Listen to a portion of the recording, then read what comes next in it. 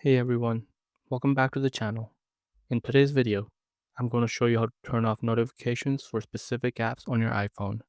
First, open the Settings app on your iPhone. Scroll down and tap on Notifications.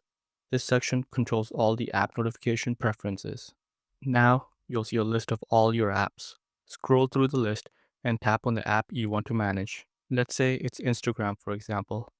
Once you're in the app's notification setting, you'll see a toggle at the top that says Allow Notifications. To completely stop all notifications from this app, just toggle that off.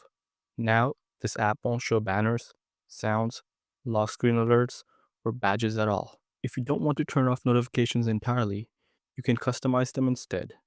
Under Alerts, choose where notifications appear on the lock screen, Notification Center, or as banners. Sounds lets you turn off the sound so you still get silent alerts. Badges, these are the little red circles on the app icons. You can turn that off separately. Tap on Show Previews to choose when message previews appear, always, when unlocked, or never. This is great if you still want updates, but less distraction. You can also use focus mode to silent apps during specific times like work or sleep. Here's how. Go to Settings and find Focus. Choose a focus like Do Not Disturb or create your own. Under Allow Notifications, you can pick people or apps that you want to receive notifications while your phone is on Do Not Disturb.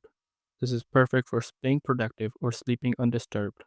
Back under the app's notification setting, you'll see notification grouping.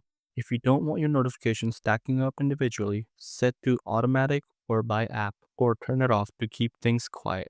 And that's how you turn off notifications or customize them for specific apps on your iPhone. If this video helped you, please give it a thumbs up and subscribe for more iPhone tips and tricks. Thanks for watching.